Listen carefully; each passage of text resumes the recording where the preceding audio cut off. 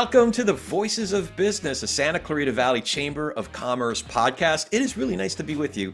I am your host, Corey Nathan, and we would be joined by my pal, my partner in commerce, Joshua Maddox. But word is, he's doing a deep dive discovery, and he's going to be the first man to hit the center of the earth, the actual core of the earth. That's what I hear. I believe it's a true story. I'm going to believe it until I see otherwise. We'll have him here next time, though, I'm sure. And this is the podcast where we talk about business in the Santa Clarita Valley. We really talk about business all over this country because we have folks who have business interests all over the country, like our guest today. But a lot of the business owners and business leaders and other community leaders that we'll be speaking with will be from right here in our hometown, the Santa Clarita Valley. And sometimes you don't stick to business. We talk about leadership and management and life and anywhere the spirit takes us. Please remember to subscribe if you haven't already. Tell a friend, give us a good rating and leave a review. All of that helps get the word out so more people can participate in these conversations like the one we're having today with Brian Koegle. Brian Koegle is the managing partner at Koegle Law Group. It is so exciting to be able to announce the launch of this new firm. Koegle Law Group is a firm that specializes in employment and business counseling, advice, and litigation services to small and mid-sized businesses throughout California and Texas. And I can attest to that. I've been a beneficiary of Brian's expertise, and I'm sure his team there is as awesome as he is. Brian, it's so good to see you, man. How you doing? Wonderful to see you too, Corey. Thanks for having me. I appreciate it. Absolutely, absolutely. So as I kind of tipped my hands before we hit record, I noticed that you went to Ohio State. Fourth generation. That would be the Ohio State University, Corey. I'm a Jersey kid, so yeah, we got like we're kind of intimidated. Like I went to Rutgers or pretended to go to Rutgers, so the Ohio State, I'm a little intimidated by that whole thing, But so you said fourth generation, is that right? I am. My great-grandfather, my grandfather, both of my parents, and I have all been graduates of the great university in the state of Ohio. So how about that? We're all proud Buckeye alum, and my background reflects it. Did you grow up there, or you were another part of the country and just knew that the Ohio State University was where you were going? Well, a little bit of both. So I was born in Ohio. I lived there till I was 8, and then I moved to Santa Clarita in 1983. And I was raised in Santa Clarita, California. But after I graduated from Saugus High School, go Centurions, I really wasn't given much of a choice. I was told that I'm a legacy and that I follow family legacy. So I spent 2 years at College of the Canyons, which I'm a proud alum of, and tout that horn anywhere, anytime I can. And then I finished up my last 2 years of undergraduate at the Ohio State University. And I loved my time in Columbus, but there's winter there. That's the problem. Yeah, there's seasons there. I got a couple questions. So one is just kind of a fun one. You must have graduated high school with a lot of guys and people that were ended up becoming Pac-10 people. Yes. So is there a big rivalry now that you're a proud Big Ten alum? Well, except for the fact that we've now gobbled up the great schools from the Pac-10. I just basically give a hard time to anybody who is a Pac-12 alum or a friend of mine from high school or since, where I just basically go, you're playing big boy football now. You guys are in for a treat. But no, I mean, there's always been a rivalry. And to this day, I will tell you that the Rose Bowl is my favorite day of the year. It is one of my high holy days outside of the game where Ohio State plays the team up north that we don't speak their name of. But I love the Pac-10 Big 12 rivalry, Pac-12 Big 10 rivalry that goes back over 100 years. Yeah. You mentioned that you went to COC. I'm sure there's a lot of folks who are in my position where my kids are college age, as well as maybe kids who are younger folks that are thinking about launching into their own business careers. What was the advantage to go into COC, and were there any obstacles that you had to overcome, whether it was perception or otherwise, when you decided to start at COC, College of the Canyons? Well, listen, to be honest, coming out of Saugus, I was not thrilled about going to College of the Canyons. But fundamentally, from a financial standpoint, from a maturity standpoint, it was probably the greatest decision that I've made in my life. And I say that with utter honesty and communication, because from my perspective, the education that I received at College of the Canyons was world class, truly world class. I got to attend classes with some of the most amazing professors. I got to learn more in the 2 years I was on campus at COC than I learned probably even through law school. I grew up there. I really did. And I learned what it meant to be an adult and to have a thirst and a knowledge, a thirst for knowledge that you just can't learn if you're in a room with 800 other students. I mean, we were very close, and my average class had 25 people.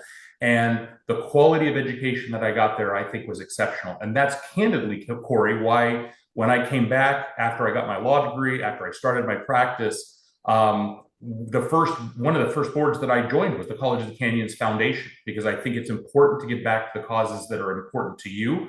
I have been on that board now for, gosh, I think I'm coming up on 20 years next year. And I, was very proud to be, I was president of the board for a period of time. I still serve on the board. My love for COC is only outweighed by my love for the Ohio State University, but it's great that I get to give back to something that I love. Yeah. So COC, the Ohio State University. You studied psychology and economics in undergrad. How do you go from there to deciding to go to law school? From my world, Corey, it's a perfect synergy. In my world, I play psychologist to all of my clients every single day. Yeah. It is hysterical how often I call in my psychology undergrad degree. Economics, I hated math, but I loved the machine that is economics, and candidly, I loved learning how money worked. Yeah. And candidly, that's been a huge part of me being able to understand the world that I work in now, because understanding a business's financial needs and how they operate and where they fit into the bigger scheme of a local economy in Santa Clarita, a statewide economy, et cetera, I think is absolutely essential for any good business attorney to be able to have that knowledge and understanding. That makes a ton of sense, because when you are dealing with clients, you're often talking to them on maybe not the worst day of their life, but it's certainly not one of the favorite days of their lives when somebody like me has to talk to somebody like you. So having that psychology background certainly helps in that regard, but also the economics, being able to have the big picture perspective of what's happening in the world and in our state and in our community, as well as the microeconomics of running a business. I could see where both of those, but in particular with your specialty. So that I was also curious how specifically employment law became your focus. By accident. So I had known that I wanted to be an attorney since I was 9 years old. From the time I actually got up in Toastmasters in second grade and third grade, I knew that I loved to command an audience. And my grandfather was also an attorney. He worked in the JAG Corps for the U.S. Army for 30 plus years. And so that was also part of a family legacy, I would say. But employment law was never my dream, never my passion. I wanted to be a criminal prosecutor. I wanted to go into the DA's office or the Attorney General's office. And unfortunately, at the time that I came out of law school, there was a hiring freeze statewide. No, none of the prosecuting agencies were hiring. And I was very high up on the selection list that when the position opened, I'd be available. So I hung my own shingle thinking it was only going to be a couple of months before I was able to land a job in one of these prosecutorial offices. And I took on my third case, which was an employment law case, and I fell in love. The navigation of employment law is such a unique aspect of California's laws that, and it's constantly changing. I mean, for somebody who loves the thirst of knowledge that I talked about earlier, every single year I have multiple new laws that I have to study and learn and understand the intricacies of how it works with the other laws. And it's just energizing, and it puts into perspective the fact that if you're constantly having to shift, having to change, having to learn yourself, it's easier for you to be able to turn around and teach your clients that information. Yeah, that's awesome. That's I really appreciate that trajectory. Now, the other thing I was curious about in terms of your career, you had really good runs at respected firms, Pool Oh yeah, Shaffrey, which I know really well, um, absolutely. as well as your recent tenure at Greenspoon Martyr. What prompted the decision to start your own firm? Well, candidly, I have always had an entrepreneurial spirit myself. Candidly, that's also why I like economics in college. It's such a novel position to be the person who has to make the decisions, who has the buck stops here type mentality. And while my period with Cool Shaffrey was absolutely a cultivating experience for me in that respect, both John Shaffrey and David Poole, who I still consider great friends and mentors. They taught me what it meant to run a law firm and how to be smart about the financial decisions, but also treating your people with respect and dignity and giving them the opportunity to earn a great living based upon their skill sets. And so when I endeavored out and left Cool Shaffrey, I just felt because I had never experienced or explored the idea of working in a big firm. And, a lot of lawyers out there are very motivated by that big firm experience. Well, I got in and I enjoyed my time. I learned more than I thought I would learn in the 2 years that I was with Greenspoon. But the time came, and quite candidly, Corey, I turned 50 years old this year, and I'm standing back going, this is the time. You've got the knowledge, you've got the client base, you've got the understanding, you have the compassion to treat people well. If you don't do it now, you'll never do it. So my wife and I sat down early this year, and she said, yes, this is the time. And Yeah. so that's what kind of led me to the decision this year. That's awesome. The one of the things, one of the stats I was surprised to learn when I started Scan Media, this production company, was that there's a whole different set of stats for, like, okay, a lot of people start a business. Very few businesses get out of the first year, let alone the first 5 years. But then of those businesses that you could consider successful, whether that's just surviving those first 5 years or hitting profitability, a vast majority of them were started by folks in their late 40s into their mid to late 50s. And it's folks that have, a professional experience, real world experience, and the temperance to ride out those storms, as well as the relationships to call upon when the inevitable storms happen. So speaking of storms, you mentioned, well, we'll get to plenty of them, but you mentioned the buck stops here. How it's pretty early in the formation of Koegle Law Group, but how do you balance out being autonomous and calling the shots with being collaborative with the folks that you've brought onto your team already? And How do you balance that you, out? yeah, you just hit the nail on the head. You surround yourself with great people. You surround yourself with individuals who have the same goals in mind, the same work ethic, the same drive, the same joy and love for what they do and how they do it, and everything else comes together. I'm very, very glad that I was able to bring the team on with me that I have to start. Lucas Rowe, who I had not worked with before Koegle Law Group, is a respected attorney in Santa Clarita who I've been up against in several cases. And I always thought the world of him. He was just such a really energetic and zealous advocate that I really enjoyed working against him. And I thought, well, that's the kind of guy I'd like to work with. Ransom Boynton, who's my associate, I actually talked Ransom into going to law school, believe it or not. I was one of his mentors, got him, mentored him through law school, gave him his first job as a law clerk right out of the gate when I was at Pool Shaffrey. And then he's been an associate with me for 4.5 years and has just developed into an awesome attorney with just the same passion and care for clients that I provide. And then I brought a paralegal with me from Greenspoon Martyr. He's only been working with me for about a year, but this is the guy that he's the run through a brick wall guy. That's what I call him, right? You tell him which way to run, and he's just going to run through that brick wall for you because he's just got such a passion and dedication to his craft. So from my standpoint, the transition has been relatively easy, all things considered. But at the end of the day, if you surround yourself with great people who aren't afraid to speak up and say, hey, there's a better way to build this mousetrap, and you listen and then you respond, I think that that's leadership 101. Yeah. So you described qualities in each of the people, key people on your team. That are there other qualities or virtues that you specifically look for? Somebody that maybe that you haven't even thought of, but if they walked into your office and you were looking for someone to be, your front lines, the reception, somebody to be your next partner, or anywhere in between, are there certain virtues that you look for? Well, of course. I mean,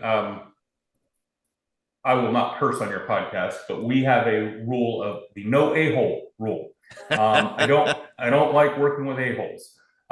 And so from our perspective, we are just looking for somebody who has a positive demeanor, someone who is collaborative, who is willing to work hard and put in the time, the energy, the effort to see something grow and be successful. I will tell you that I can teach and I can train anybody to do anything. I really truly believe that. And if you come with the skill set of an open mind, an open heart, and a persona that is going to reflect who we are and what we do, those are the folks that we look for. That's awesome. So for a lot of small businesses, I alluded to this before, owners, leaders of small and mid-sized businesses, like I said, if we're talking to somebody like you, and it's a pretty good bet that we're not having a great day, right? So yeah. I know this is a broad question that I'm going to ask, but what advice can you give to folks like me, whether when we're first starting our company and who we hire, how we onboard and train people, how we take care of the folks on our team, or even when we have to let somebody go? What are some good practices we can incorporate in order to avoid that dreaded lawsuit or or having to deal with OSHA, the gnarly situations that come up in the course of owning a business? Well, first, let me start by saying that in California, by having employees in California, I think that open communication with your team, making sure that there aren't any surprises, is key, right? I can't tell you how many times that we've been in a litigation situation where an employee is like, they hit me out of the blue. I didn't know it was coming. I had no idea. Look, if somebody's not performing, they should know about it. They should know about it early. They should know about it often. And my key to success, I will tell you, and what I tell all of my clients is this. We have gotten to a point where we do things backwards. We hire fast and we fire slow. Why? Yeah. Because we're desperate for another body, or we need somebody in a position because somebody's just left us. So we take the first warm body off the street that meets the minimum criteria that we need and bring them into that role.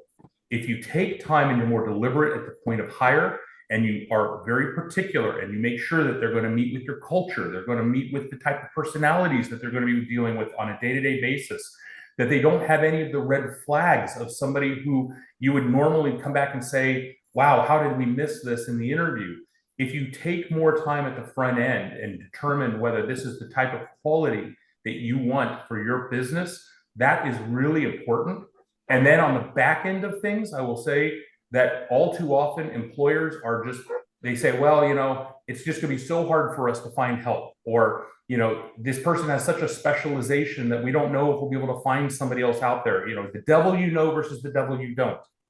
Listen, from my perspective, it is a rare circumstance, not never, but it's rare that the tiger changes its stripes.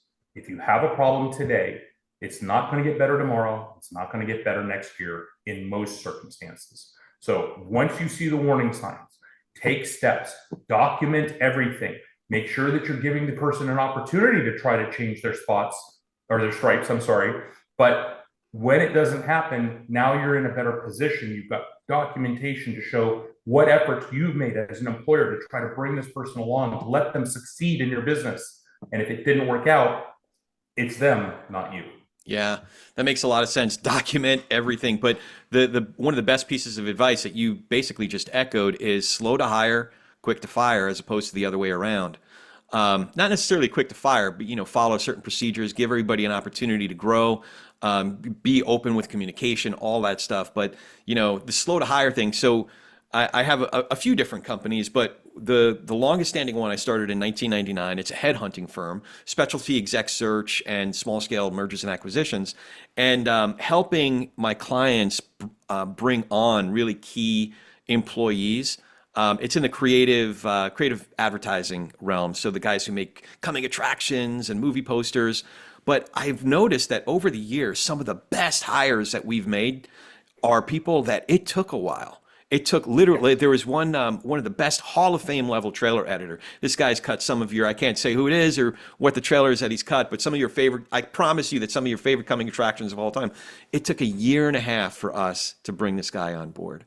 Right. One of the best agencies in the business, they had a boutique digital division. So all the social media creative stuff that you see for movies and TV shows coming out, that's what they do. And it was boutique. Well, one of the guys that we brought on to lead this division from fledgling to leading in the industry, we started talking to the dude in September. I forget what year it was. Oh, September of 2019. He didn't start until June of 2020. But yeah, so it Nice. was a long gestation process. But also my other business that you know very well, C Spot Go, the window cleaning company, very, very different business. But when we learned that practice of really putting the people who we were considering bringing into the company through the paces, that not that not that it wasn't that rigorous of a process for the applicant that we were bringing on board, but it was a real getting to know you type of process. It wasn't But it's just, also a great message to your employees, right? yeah, It's not a knee jerk. It's a no, we've decided we want you. yeah, We want you part of our team, and we've vetted you. You're not just some schmo off the street that we don't know from Adam. yeah. We know you, you know us, and I think this is going to be a good match. And Oh, I think yeah. that sends a really good message to the people that work with you. And it's how we think about our entire business because a lot of folks can think, oh, it's just window washing. But you know something? It's people there. You're going to be in people's homes, in their Right? bedrooms. You're going to be That's right. in their lives. We have to know that these are people that they trust us with with that. So we take that very seriously, and we take our craft very seriously. So what what kinds of you operate in two very, very different states, California and Texas. So yeah, you're laughing right now. So from a legal standpoint, what do you see as some of the biggest differences in terms of employment law, and how is it better for employers here or there? Like, I know a lot of folks want to just, they have kind of a team they're rooting for, but Yeah. in actual, empirical, concrete facts, what are some of the Yeah. differences? Well, the two states couldn't be more night and day. They Yeah. just simply couldn't.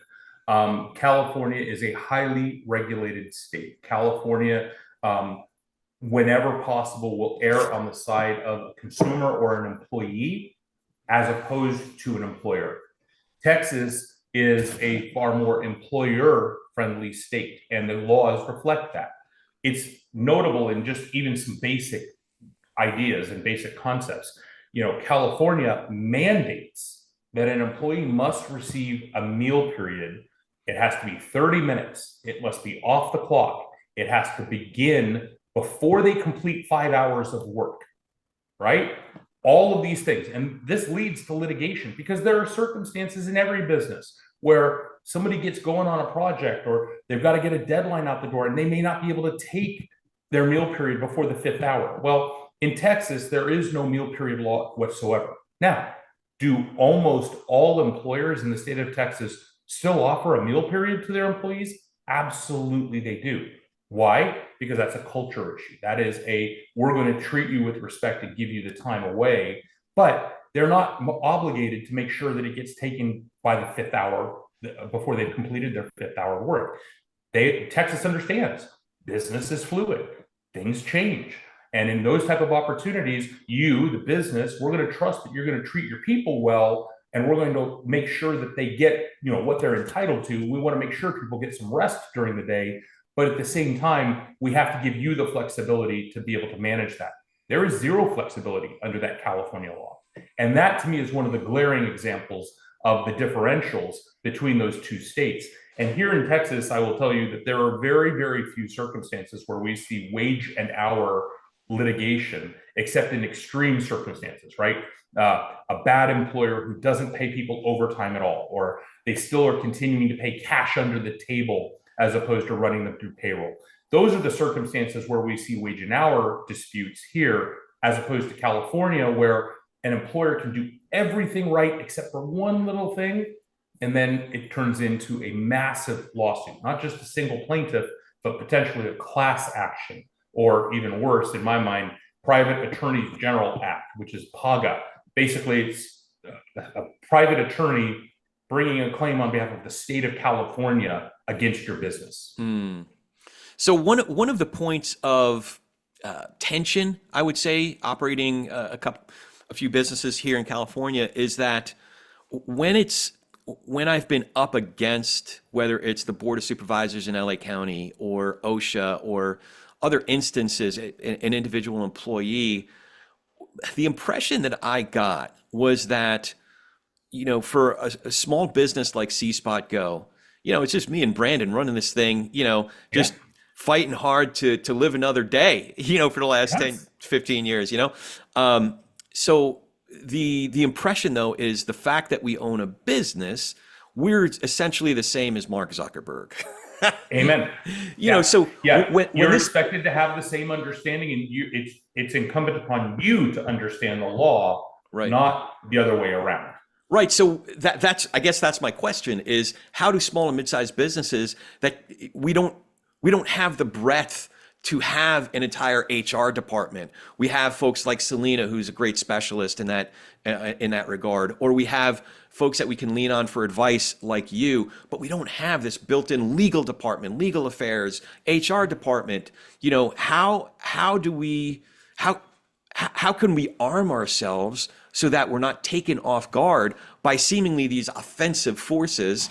I won't say who it is, but it might rhyme with Shmosha. But how do we hold our heads up? How do we compete?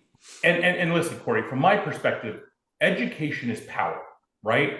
And what I love doing more than any part of my job is educating business owners on the do's and the don'ts of operating a business in California. And candidly, I do have a passion for it, and I love getting up in front of groups and informing them so that they can go back to their businesses and make the changes necessary before there's a problem. I'm a huge fan of an ounce of prevention is worth more than a pound of cure, right? Fixing a small problem is a lot easier than fixing a big problem.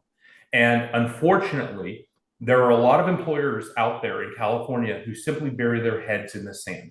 They don't want to know. They want plausible deniability.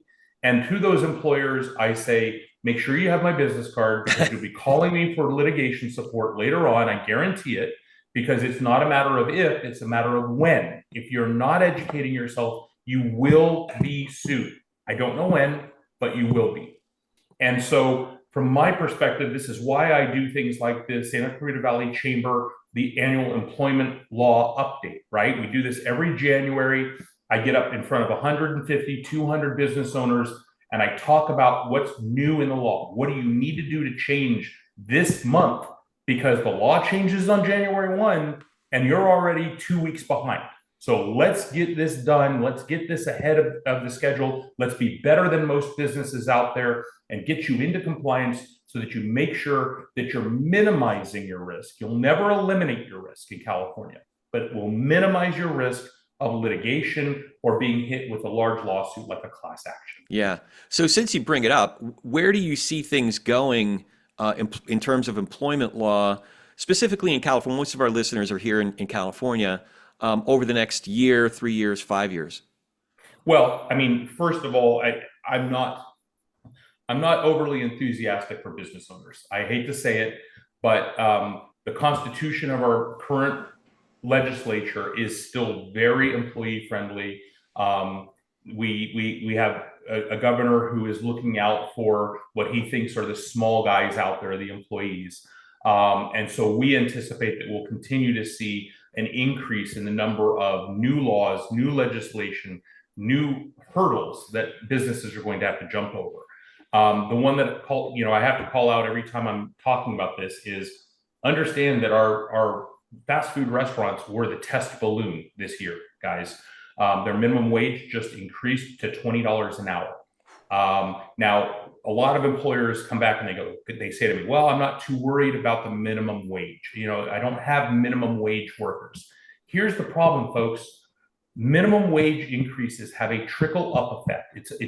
It's statistically proven.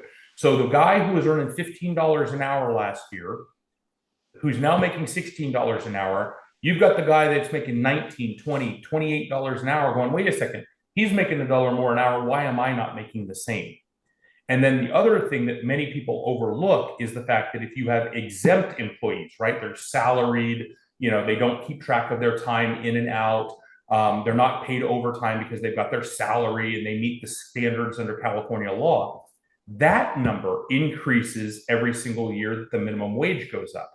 And the way that gets calculated is, just this last year in January, we jumped from $62,400 as a minimum salary, that's their annual salary, up to $66,000, right? And if this jumps to a $20 minimum wage, now we're talking that the minimum salary is $82,000 a year. And this legislature and this governor have indicated that this is, kind of the way they want to see California at a $20 minimum wage. And I just don't know how sustainable that is for many businesses who are already running on razor thin margins. Yeah, and the problem, I know on our part, isn't that we want to keep the little man down. That's exactly the opposite. One of the main reasons that we started a business is we take such pride and such joy in creating opportunities. But the thing is, there's so many moving parts in a business. One is if I go from $15 an hour to $20, our guys actually make more than that, thankfully, and I love it. I love my guys making a decent wage. But if we go from 15 to 20, that means one of the only levers I have to pull is what we charge our clients. So we can't, depending on how much of a window this is, I can guarantee you that I can't raise our prices by 25, 50% over the next however many years in order to make up for that. The other thing is, I'm very happy, is there some sort of collaboration here? Is there some sort of compromise here? Because there's so many other costs. You mentioned senior level guys. So one of the other levers that we have to pull is senior level folks that have more expertise, more experience, that get paid the big bucks because they do higher skilled jobs. We can't afford to raise them as well. If anything, we need to keep their wages at a hard ceiling in order to compensate for the entry level folks. And we're not even talking about workers' comp and all the freaking taxes I have to pay that are triggered by our salaries. So it's well, but Corey, do you just love that we just came back to economics 101 once again, right? And this is the platform that most businesses are facing right now. And I can't tell you, among my clients who are in the restaurant business, especially the fast serve or the fast food industry, their answer is something different. Yours is a very heavily labor intensive position with C-Spot Go, right? But when you look at the folks who are working at, McDonald's or Jersey Mike's or some of these other franchises that are working hard to give people opportunities to get jobs, well, they can't bring in a 17-year-old who's looking for a summer job who's going to earn $20 an hour because they just simply can't afford to take on that overhead. So they're not hiring as many folks. Or in certain circumstances, they're cutting their staff, right? And that means that the workers who do stick around are working harder because there are fewer people to do the job. Perhaps we see automation coming in a lot of these organizations. We've all seen it like at the Panera Breads and such like this. You walk up to a kiosk and order now, right? Yeah. As opposed to walking up and placing your order with a live person. These are the types of things that we're seeing happen. And I think it's an unfortunate circumstance because we're now pulling people out of the labor market who otherwise may be employed. Yeah, no, it is true that we found ways. We invested in water-fed poles and other Yep. technology in order to make the folks that stay with us, the folks that are on our team, literally 50% to 75% more productive. So we're doing as much productivity now as we were doing, I don't know, 7, 8 years ago, but we're doing it with literally half the team. Right. So that's the, I don't know. It's an interesting conversation. It ended before the entire board of supervisors at LA County walked out on me, with the exception of I think two of them stayed in, but the other three walked out. My only contention was I agree with you in principle, but the math doesn't agree with you. It's That's a right. math problem. Anyway, that's Yep. I'm on my high horse now. I'm going Uh, to sound like I'm Keep fighting the preaching. good fight, Corey. Somebody's got to speak up. I got to tell you. So a few fun questions. Well, maybe this isn't Sure. fun for you. I do like to ask leaders like you, somebody who's really well respected. I've mentioned this before. I belong to the Santa Clarita Valley Business Group, and so many of my colleagues that we've served on the board together. Dennis was just on here, and so many of the folks on the board, as well as other members of the group, just really have such reverence and respect for you. Um, Well, so for someone in your position, it's not all wins, you know. I was curious. I call this question taking the L. When has there been a situation when you had to take the loss or you made a mistake? What was one of those biggest mistakes that you made, and what'd you learn from it? ooh, that's a tough one. Because you never lose, I, man. You never lose. no, no, no, no, no, no. I mean, listen. Listen. In my world, where I am fighting a battle, and I joke about this with folks, but I truly believe in the small, mid-sized business of America. I think it is the backbone of America, and it is heartbreaking to me when I see them hurt by litigation and lawsuits. I will tell you, not a mistake, but I will tell you that a circumstance that I had about a year ago for a very, very small business that we got in, we thought we could get a resolution on a case very quickly. Um, Things went sideways in a hurry, and opposing counsel became hell bent, I will say, on taking down my business owner. And we were unable to resolve the case. It was hurtling towards a civil trial. And shortly before the trial, I went and sat with my client and I said, "You're going to lose. You're going to lose a significant amount of money. And I cannot, in good conscience, sit here and try this case charging you what I charge per hour, knowing that you're going to lose something and you're going to file bankruptcy anyway." And I had to refer them over to a bankruptcy attorney, and they filed it about 90 days before the trial. And that business is no longer in existence. Yeah. And there's a part of me that I take personal responsibility for these type of things, and I can't call it a loss because it wasn't due to a mistake that I made, but it was I should have seen things going badly. I should have understood that opposing counsel had something against this employer that I didn't quite understand, and probably instructed them to file bankruptcy earlier. So those are the types of mistakes that I see. But quite honestly, most of the time, what I'm dealing with is my client's mistake and making the best of the bad situation that's before us. And many times it's painful. I will tell you something. I had a trial back in 2017 where I did everything humanly possible to settle this case, and the client was defiant. And they just simply said, "No, we're not going to pay more than X dollars." And we went all the way through a trial in Los Angeles Superior Court, and they had a judgment entered against them for 10 times what I could have settled the case for and what my recommendation was. And that was my only trial loss, by the way, just so that you know. So yes, I have lost in trial. It was a horrible, horrible matter, but broke my heart on how that resolved. But at the end of the day, the way that you fix problems is that you get in, you are transparent with people. You tell them if you've made a mistake, you tell them, you own it, you fix your problem. And again, this goes back to what I said a few minutes ago, which is a small problem turns into a big problem really quickly. It's like a Yeah. snowball effect, right? But if you can get to the small problem and take care of it and be open and honest in your dialogue with folks, that's, I think, the always best way to handle things.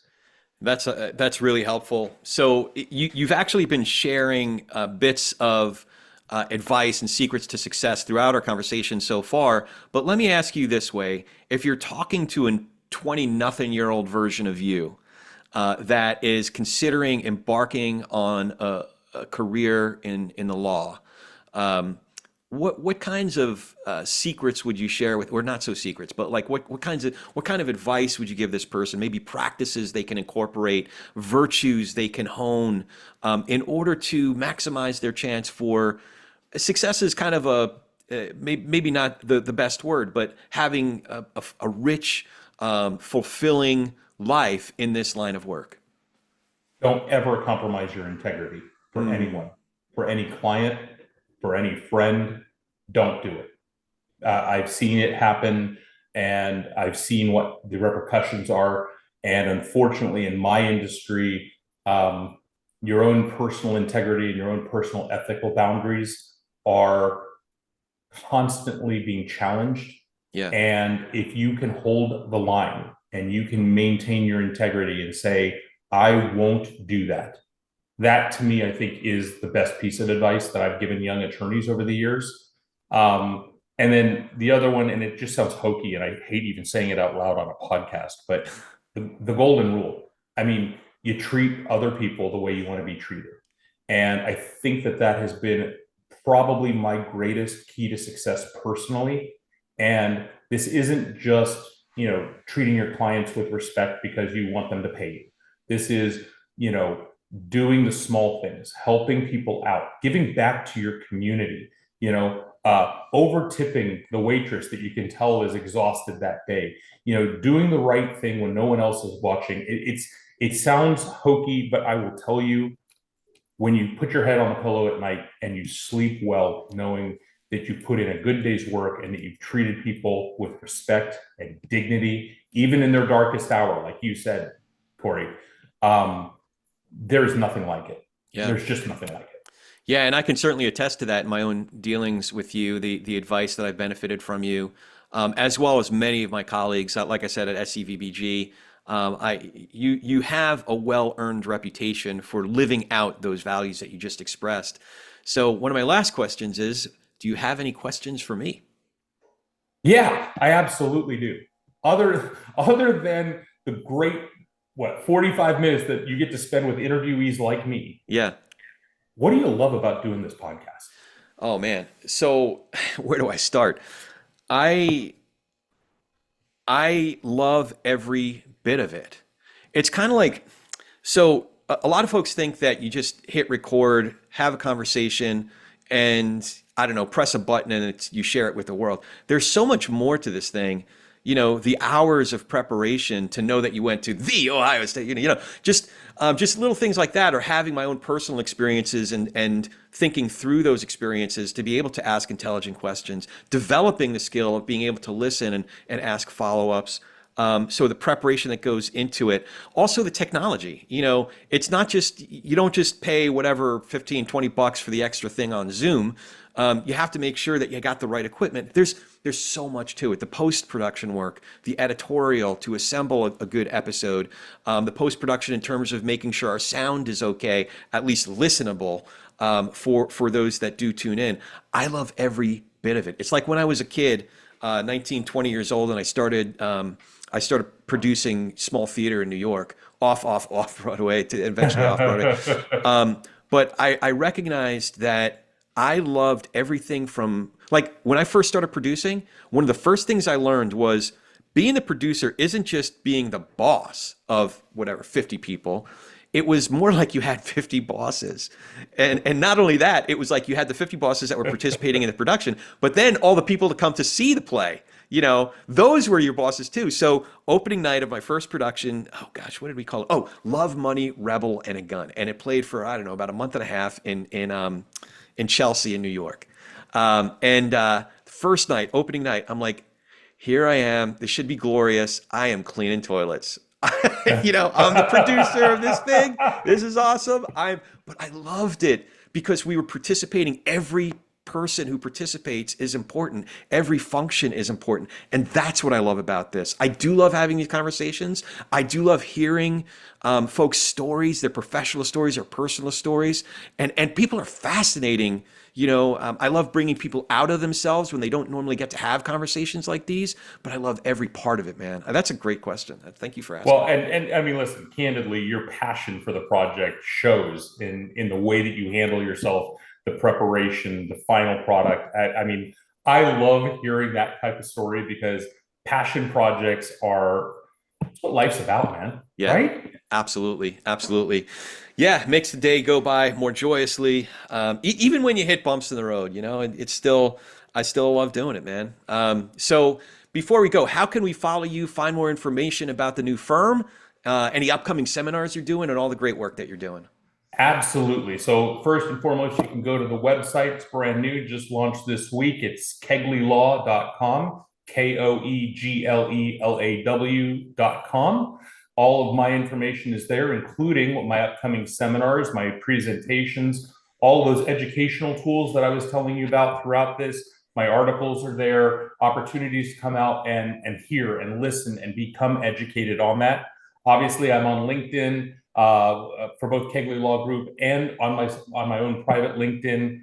And I would love to have folks follow me because I do post some little helpful tips there, tricks, and ways to stay out of trouble from time to time. And then I will be launching in the beginning of the fourth quarter of this year a regular newsletter that will have all of the new updates, all of the new information that you need to stay ahead of the curve and keep your business out of trouble. This applies to not just employment issues, but this will apply to general business and practical advice that will help make your business more successful. That's terrific. And we'll be sure to put some of those links in the show notes. So Brian Koegle and the new firm is going to be really easy to follow. And my last question, it's kind of a lawyer's question. Is there anything important that you want to add that we didn't cover? Yes, nothing contained in this podcast is meant to be legal advice in any way, shape, or form. I have not yet been retained, but for a signed written engagement letter with my firm, Koegle Law Group, APC. I love it, man. There's your legal disclaimer for the day. I might just take that, use it as a clip on every episode of this podcast. That is awesome. You're welcome. You're welcome to take it. Happy to share it with you. Brian, this was great, man. I'm so glad that you came in. I always love talking to you. And yeah, thanks for doing this. Corey, thank you so much for having me. I can't tell you how much I appreciate all you do to help support the Chamber and small businesses in Santa Clarita. You bet. You bet. And as always, please remember to follow, rate, and review us wherever you get your podcasts. You can find us at The Voices of Business on social. It's really easy to find on all the platforms. And you can follow me at Corey S. Nathan, at COREY, S as in Sam, NATHAN. And we'd love to have you and other business leaders join in on the conversation. Thanks again for listening. We'll see you next time on The Voices of Business.